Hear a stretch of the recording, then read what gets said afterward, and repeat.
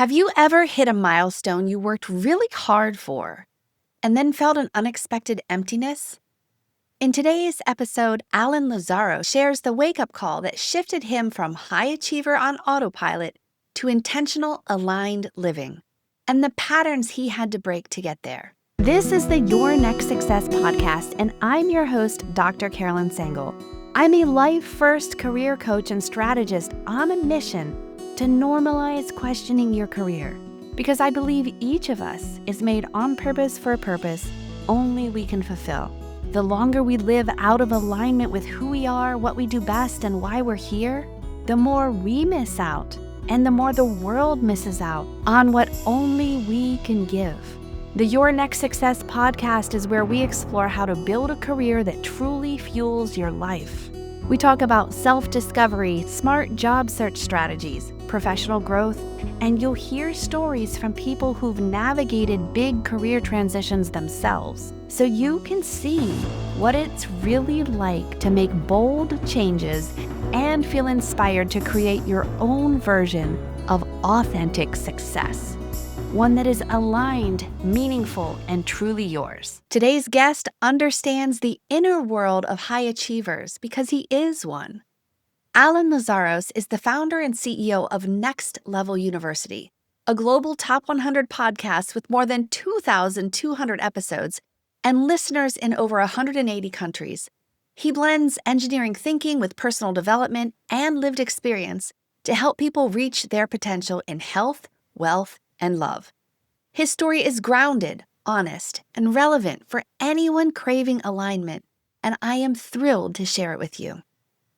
This episode's conversation goes deeper than career change. It gets right into the psychology of high achievers, the drive, the pressure, the patterns we adopt to be everything for everyone, and the moment we finally realize isn't working. Alan shares how his early loss, family upheaval, and a head-on collision at 26 forced him to question the life he had built and the identity he was carrying. In this episode, you'll hear how achievement becomes a survival strategy, the subtle signs that tell you it's time for alignment, the 3 phases of Alan's journey and the through line connecting them, how he now designs his days with purpose, service, and well-being. This is a powerful listen for anyone who looks successful on paper, yet feels misaligned inside. Alan, I am so super pumped and excited to have you as a guest on Your Next Success today. How's everything for you today? So far, so good. I've had 2 excellent, 1 coaching session and 1 podcast. It's been tremendous. It's been awesome. And thank you so much for having me, seriously. Because at one point 10 years ago, when I first started in this space of podcasting, coaching, and training, it was crickets. So I'm very grateful to be here. Yeah, I remember a few weeks ago, I was like, really though, what's in it for you? Like, I'm at the beginning and you're more than 2,000 episodes in. And you were so gracious to say, you know what, there was a time when someone took a chance on me. And so you're kind of paying it back or paying it forward. And I'm paying it forward. So I do promise, somebody hold me to this.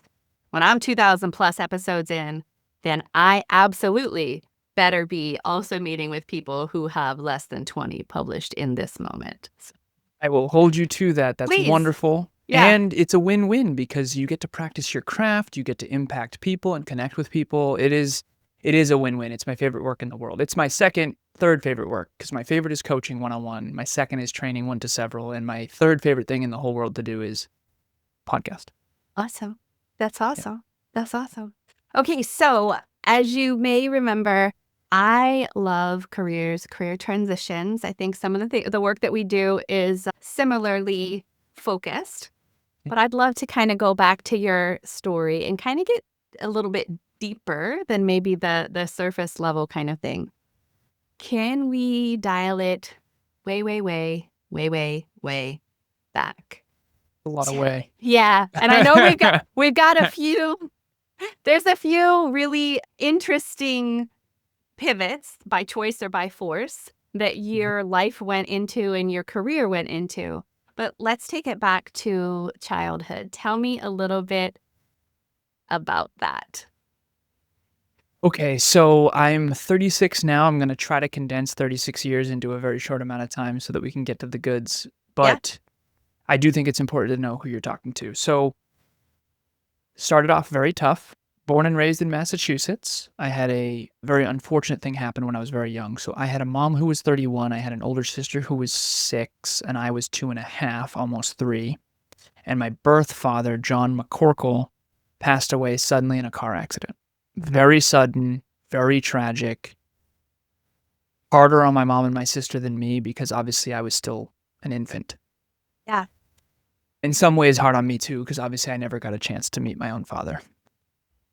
I'm sure you met him. You just don't have these conscious memories.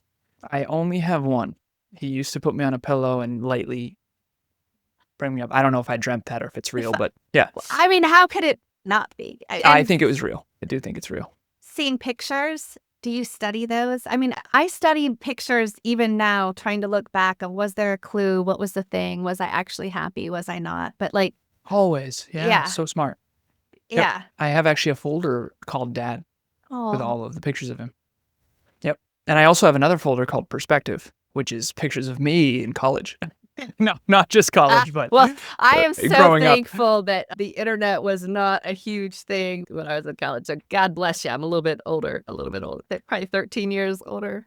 In Oh, this really? moment. Yeah. So I Okay, lucked gotcha. out. Yeah, There so are I a few was- pictures that exist that could be incriminating, Gotcha. and they're not all over the internet. So God, yeah. When I first became a quote unquote public figure, I went back and I combed because for me, I'm in the generation when Facebook first started, it was only college students. Yeah. No adults were on it. It was only, you had to have a college email to get on Facebook back in those days. So yeah, there's a few things on there that I had to take down, but nothing crazy. I'm being playful. But anyways, so what did you know Birth- about your dad? Like, what did you know as far as like him? What did he do? What did he like? What were you told as you were growing up? So back then I didn't know anything, but as I've grown up, I've definitely learned a lot more about him. Very, very outgoing, very almost to the point of reckless, apparently. Extremely fun, extremely funny, and just a bright light in everybody's life from what I can tell. Now, it wasn't until my 30s that I started started doing therapy in my 30s. I have a therapist named Carol, and I started to understand there's pros and cons to everything. Every strength comes with a weakness.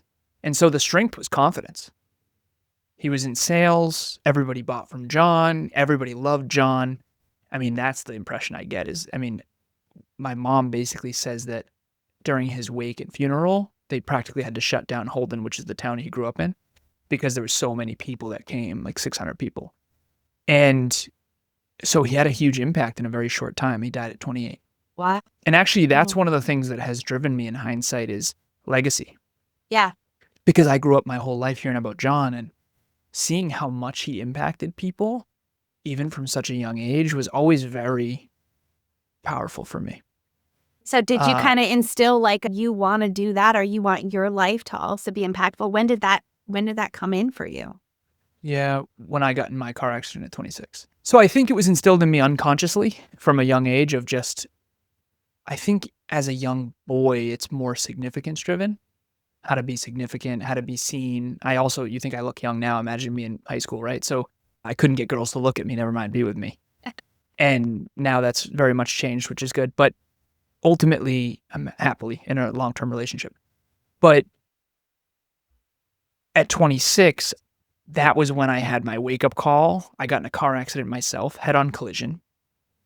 And it was with a lift-gated pickup truck. Fortunately, no one was killed, but this was not a fender bender. This was head-on collision, 30 miles an hour, like life or death type. We're very lucky to be alive, quite frankly.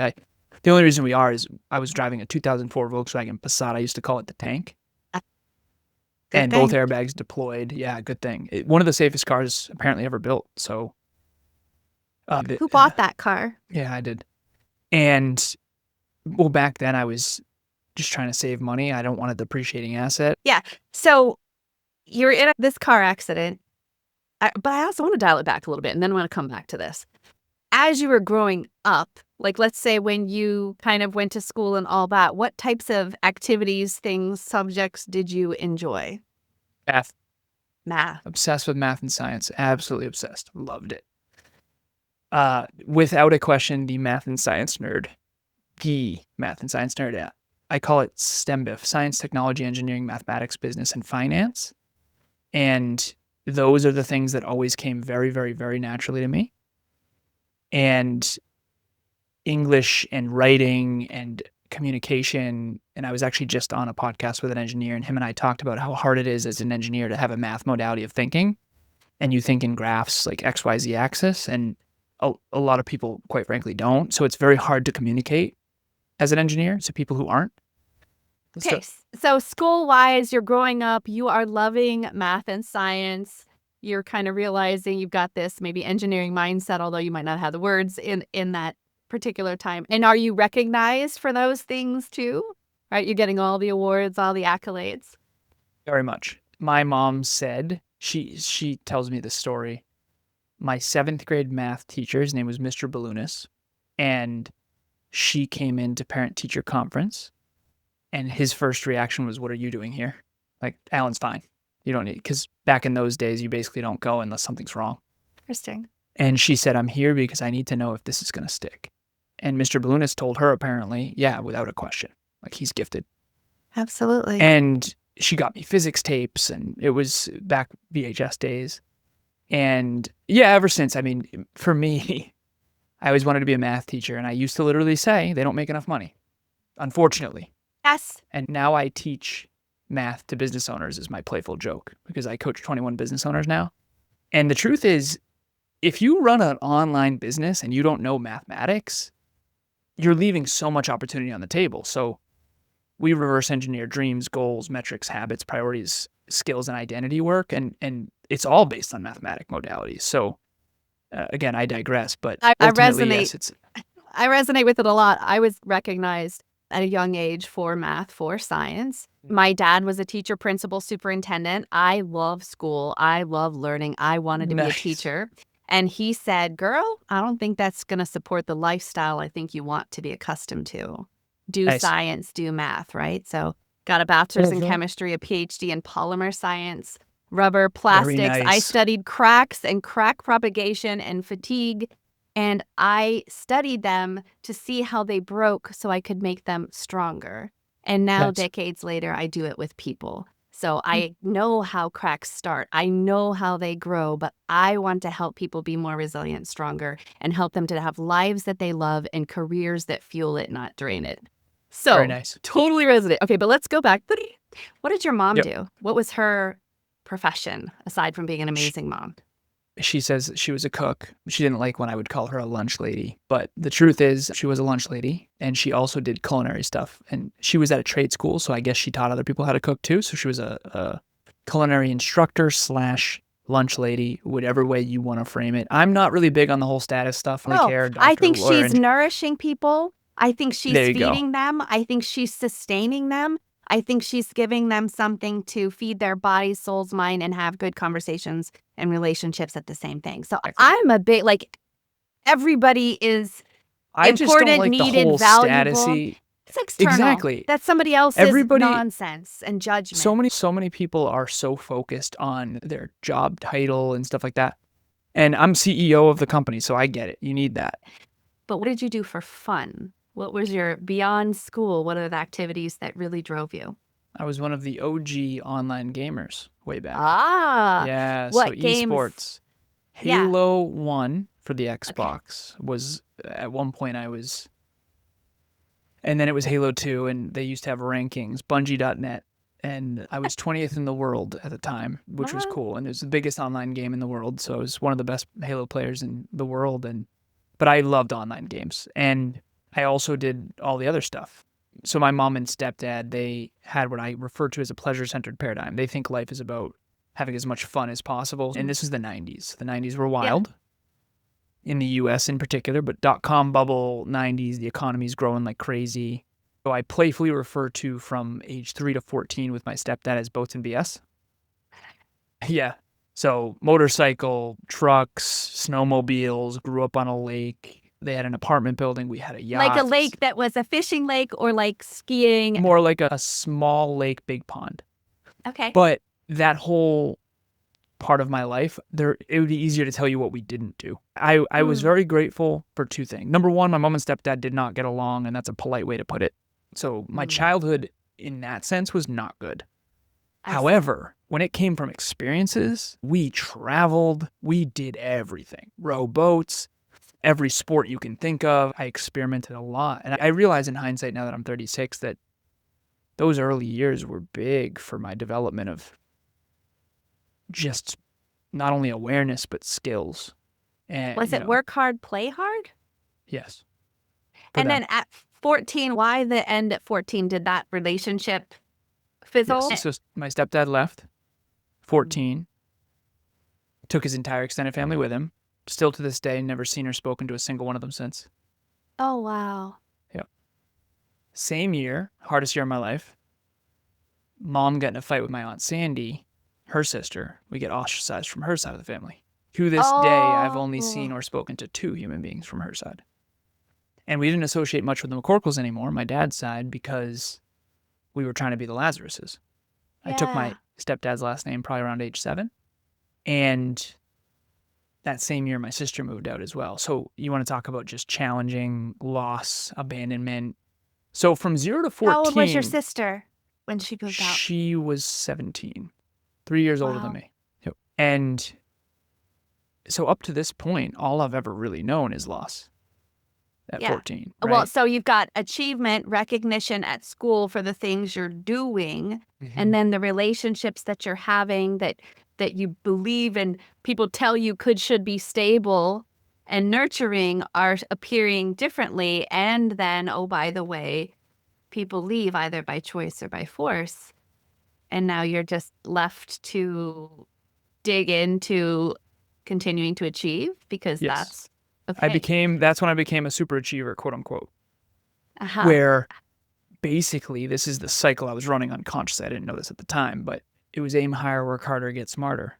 Like aim higher, work harder, get smarter. So there was 2 trauma responses. So there's fight, flight, freeze, and fawn. Fight is the aim higher, work harder, get smarter part behind the scenes when no one's watching. But socially, I became a chameleon. Fawn, appease, people pleaser, chameleon. And that's why I was so good at sales in corporate, because I could be anything for everyone, because unconsciously at 14, and again, none of this was conscious, but unconsciously it was like, just don't lose any more friends and family. So be whatever other people need you to be. Whatever you need so in order that they stick around. 26 happens, I get in my car accident, and that's when I realize all of this. And I realize that I'm too much I'm basically everything for everyone and nothing for myself. And that's when I flipped the script. That was 11 years ago. And then I went all in on me again.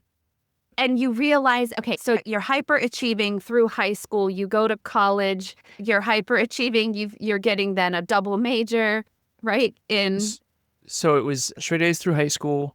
Yeah. All the scholarships and financial aid I could get, because when my stepdad left it, I didn't think I'd get into college. I didn't think I'd be able to go.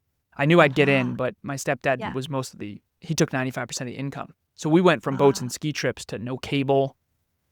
Like, I shop at Salvation Army. My mom trades in her BMW for a little Honda Civic. I get free lunch at school now because our income is so low.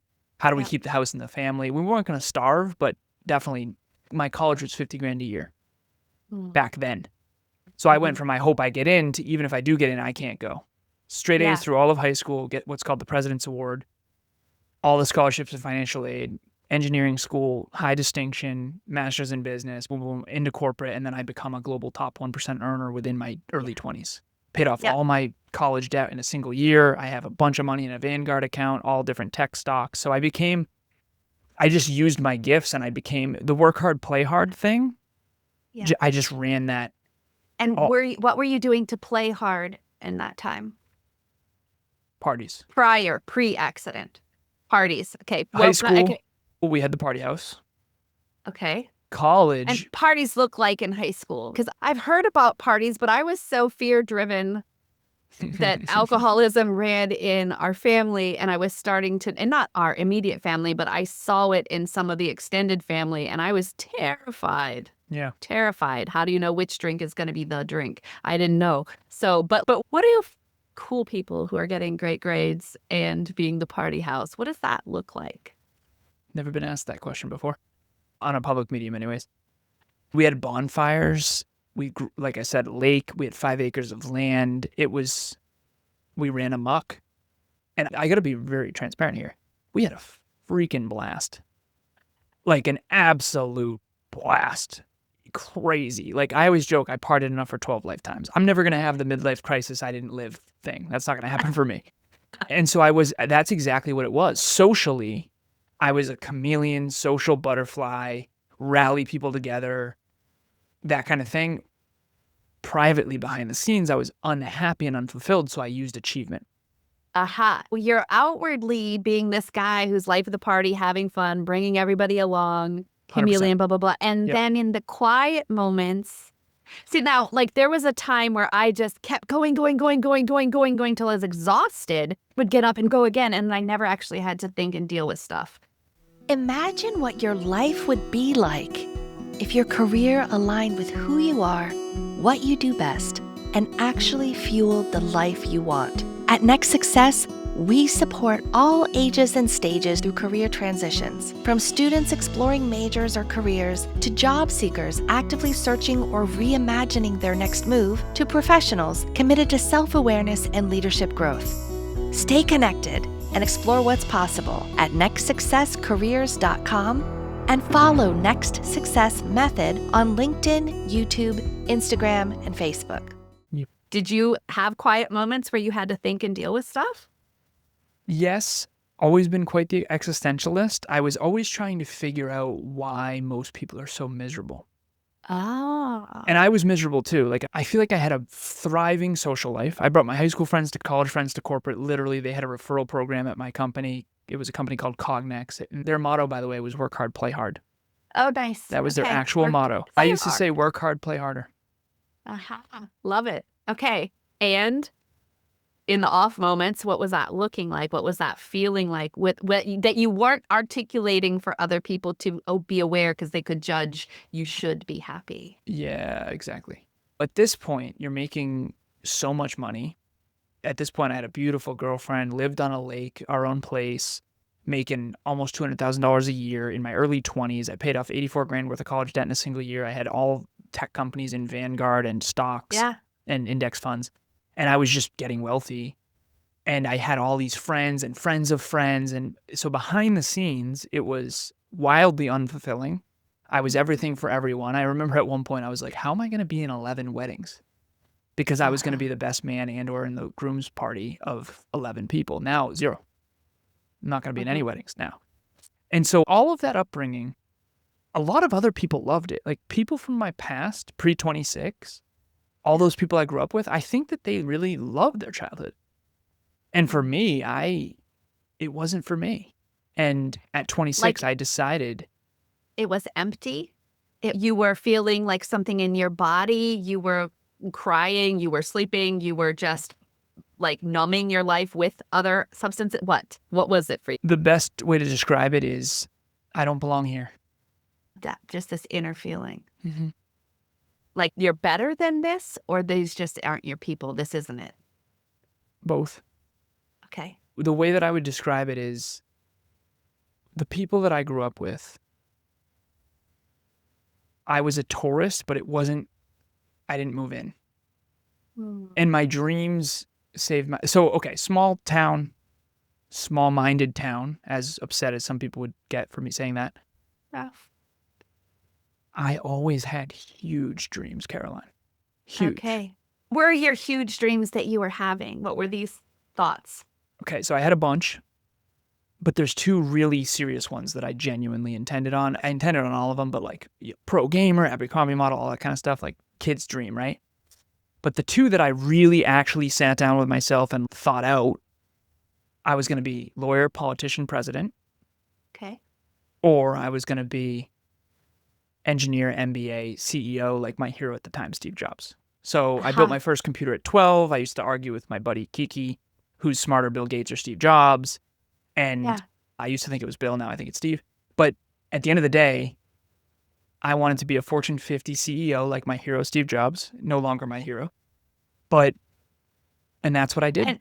And no longer your hero because you realized what? Or because he's not, like what? Like what? Yeah, everyone's a warning and an example. Steve did a lot of incredible things, obviously, but he didn't take care of his health. Yep. And he was toxic in his leadership at times. Uh-huh. And again, still a hero, but With a perspective, right? Jim Rohn would say you can't pay somebody else to do your push-ups, right? So yeah, exactly.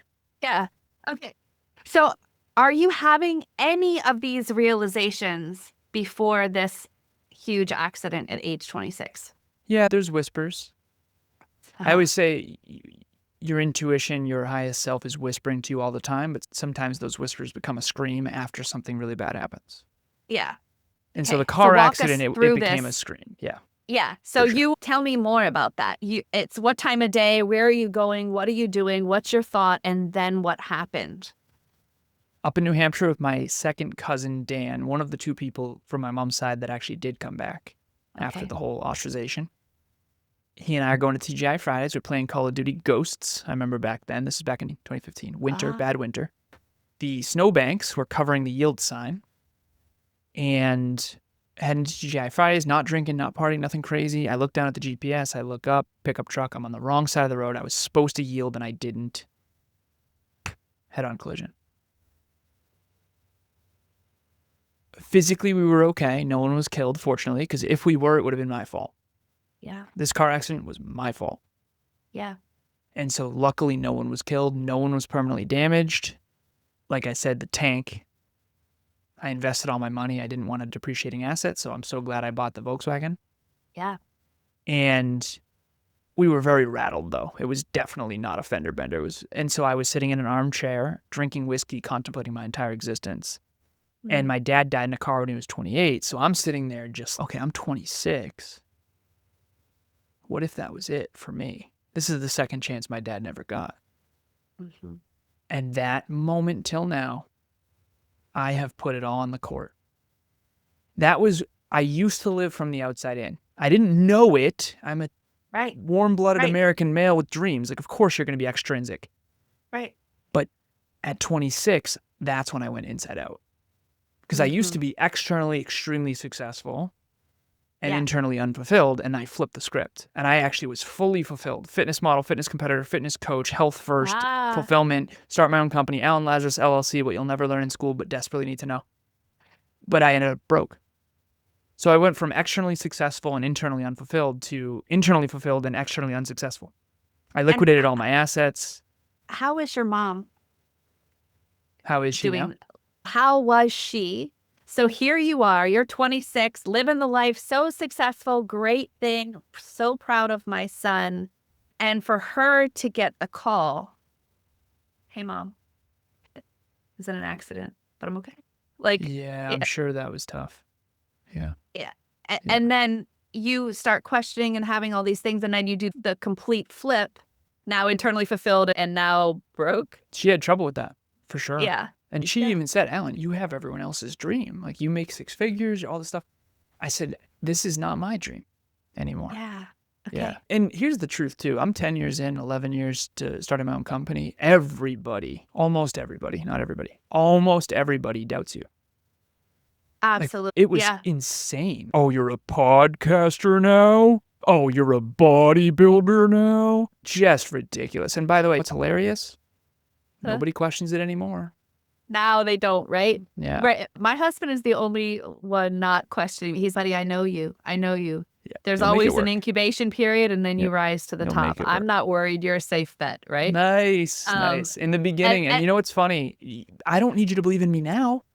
I needed it back then. So I have that chip on my shoulder for sure, Caroline, and I'm never taking it off.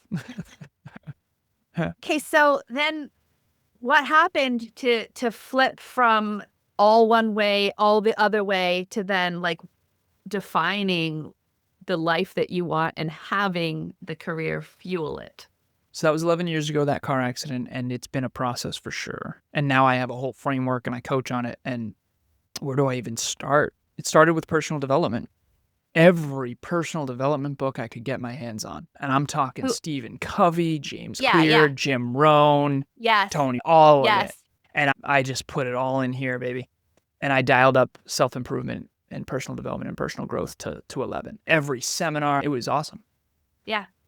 Every speech I could find. And then eventually you realize, okay, It's interesting. So I've been in sort of 3 main phases of my life. Okay. One of them was professional development. That's the Yep. straight A's, engineering degree, master's in business, corporate. So I did the traditional road. I did the preschool, kindergarten, elementary school, middle school, college, corporate. Yep. Then I left corporate. So that was professional development. Yeah. That was IQ. Then I flipped it to fitness.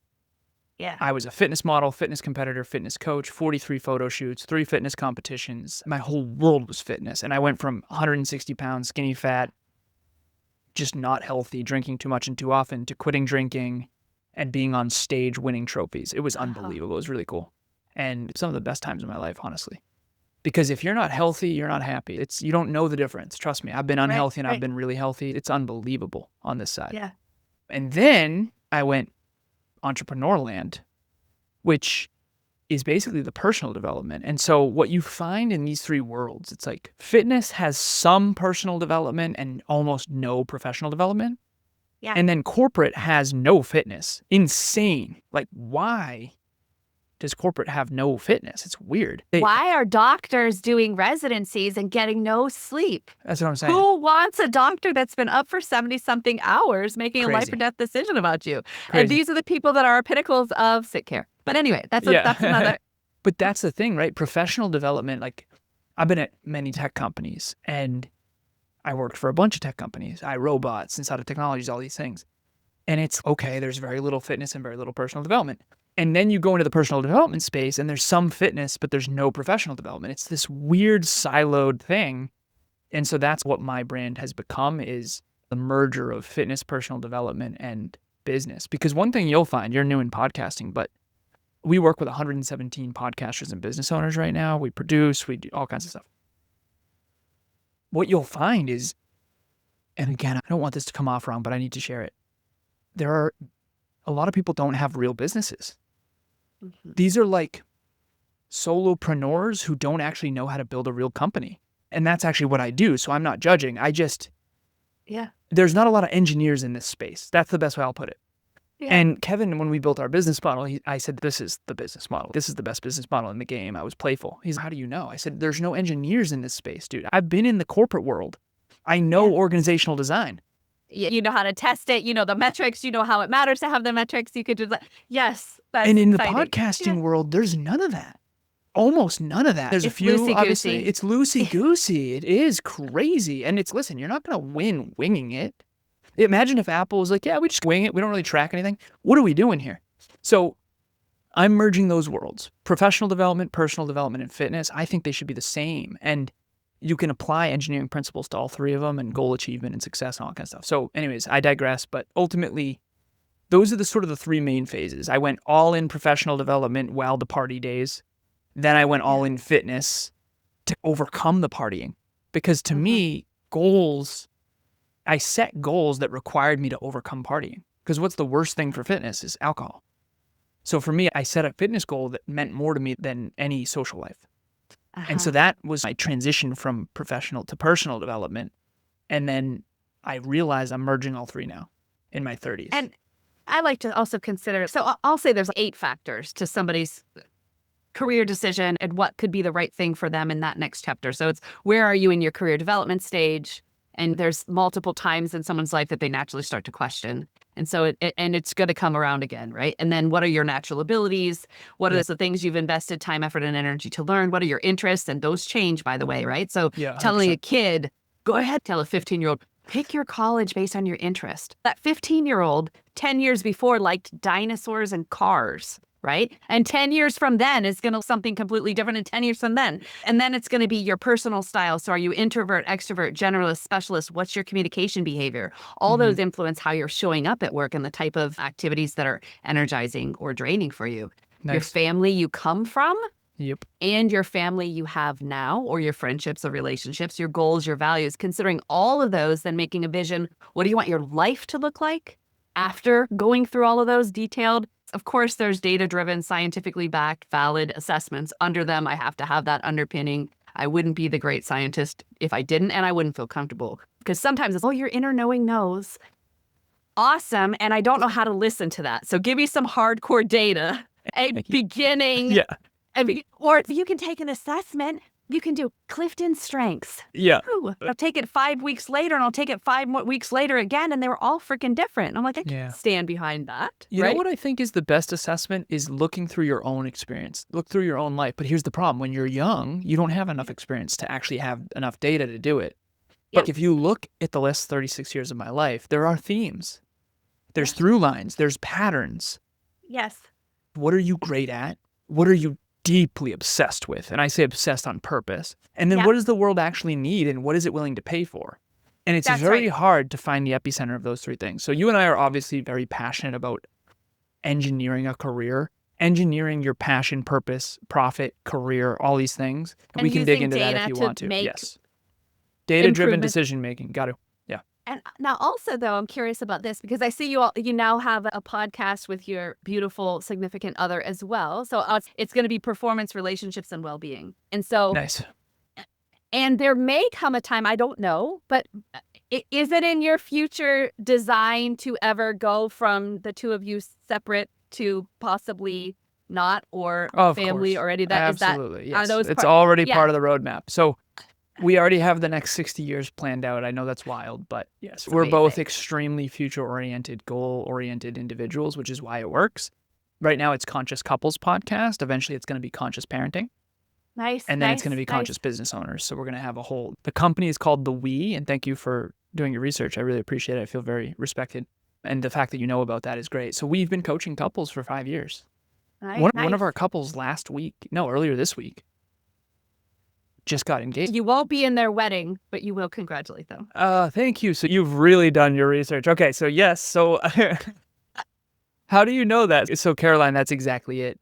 Yeah. To give a little context rather than me just sounding like a dick there, it's Emilia and I are extremely selective with what we do and don't do, and we have to be because we run 3 businesses between the two of us. Yeah. So what does an ideal day look like for you? Like if you could dream it and you wake up and there's nothing you have to do and everything that you could want to do, what's your ideal day look like? It's exactly what I'm doing today. So I break my days into thirds. I'm an engineer, so forgive me for that, but everything is by design in my life. And I know that that's not for everybody. Some people want to go with the flow. I get it. That ain't me. So I like flow and I go with the flow within structure.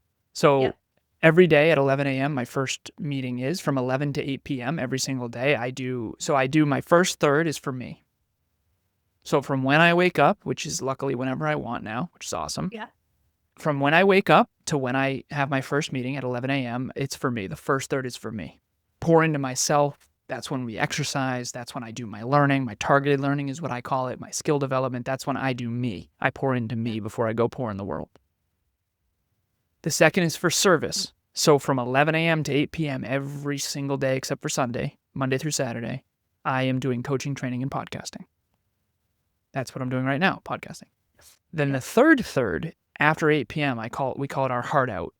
In the military, we learn a lot from SEAL Team 6 and Delta Force because they obviously are the most elite. Absolutely. Yeah, the most elite people on planet Earth, basically. And they have something called a heart out. So at 8 p.m., it's a heart out, meaning we are done no matter what, close the store. Because in the 21st century, it's very hard to shut down work, especially when your work and your life is completely merged. So 8 o'clock hits, done, downstairs, boom, and then it's immediately food and family. And for us, our family is me, Emilia, we have a dog and 2 cats. And eventually it'll be more than that. But that Monday through Saturday, that's my schedule. And then Sunday is reflect and review. I still work on Sundays, back office, reflect and review. Yeah. But there's no front facing on Sundays. That has been a rule that's been unbelievable because it's basically like you don't have to dress up and go out there and serve. You just get to be. But Sunday is my favorite day of the week because I get to reflect on the last week and then improve the next week. And I get to, we go on little mini adventures and that kind of stuff. We were actually on the road last week we went from Massachusetts to South Carolina and back in 1 week. And I didn't miss a single coaching session. If you do it again, I'm in North Carolina, right by the RDU airport. So come on over, pop by. Very nice. We went through North Carolina. Yeah, awesome. Blue Ridge Mountains and all that. So That's my schedule currently. And honestly, that is my ideal life. That's amazing. In this chapter, I will be so curious to see how that is modified as you hopefully someday do get to bring other humans into the world. Yeah. And yeah, because that was an interesting. It will have to modify, for sure. Yeah. Well, and you adapt and you do that and you grow and you love it and then you help guide other people. That's so amazing. Yeah. How do people work with you now? How can they find you? Yes. Caroline, thank you for having me. I appreciate it. How can people work with me now? So this is what I always say. So I have a quadrant right over here. The y-axis is coachability, which is also humility. And the x-axis is work ethic. So I used to be, 10 years ago, I'll help anyone I can. That is a terrible idea, and I don't do that anymore. So all my clients, I teach them, you need your absolutely people and your absolutely not people. Yeah. So my absolutely people are in the upper right quadrant. High coachability, high work ethic. There's two types of people I do not ever work with. Number one is bullies. If you tear other people down to feel bigger and better about yourself, you can never come to me or talk to me ever. And number two is what I call spoiled brats. People who want huge rewards for minimal effort. I'm not your guy. I'm the ultimate try-hard, came from nothing. If you don't have work ethic, we're not going to work together. So assuming you have high coachability and high work ethic, you can go to nextleveluniverse.com. You can go to the Next Level University podcast. We do an episode every single day. It's self-improvement, personal development, and success principles in your pocket from anywhere on the planet, completely free every single day. Next Level You, not Next Level Me, not Next Level Kevin, but Next Level You. And it's just get 1% better every single day. Our episodes are anywhere from 20 to 30 minutes every single day. We never miss. 2,200 episodes at this point. And we're there to help you succeed and achieve your dreams. That's what we're about. And if you reach out on Instagram, Facebook, or LinkedIn, that will be me who gets back to you, particularly Instagram.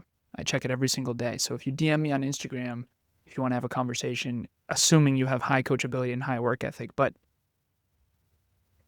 if you don't have high coachability and high work ethic, trust me, we're not going to get along, and I'm going to be a pain in your butt, and I'm not interested anymore, even though I did that for years. I get it. One final question. I'm huge on authentic success, and authentic success is how you define it, no one else. Yeah. So in this moment, how do you define authentic success for you? Doing all I can with all I have every single day, reaching my full potential and helping others do the same. That's beautiful. Beautiful. Thank you again, Alan. I genuinely appreciate your time. And I would love to continue and possibly have you on again. Let's do it, Caroline. Let's do it. Alan, thank you for your clarity, your honesty, and your heart-driven approach to growth. Conversations like this remind us that achievement can take us far, but alignment is what brings us home. Alan's story shows how quickly life can shift and how powerful it is when we start living from the inside out. If this episode resonated, follow the show, share it with someone who's wrestling with these questions, and come connect with me on LinkedIn. You can also explore what an aligned, life-first career could look like for you at nextsuccesscareers.com. Thanks for listening to Your Next Success with Dr. Carolyn Sengel. Remember, authentic success is yours to define and includes aligning your career to support the life you want.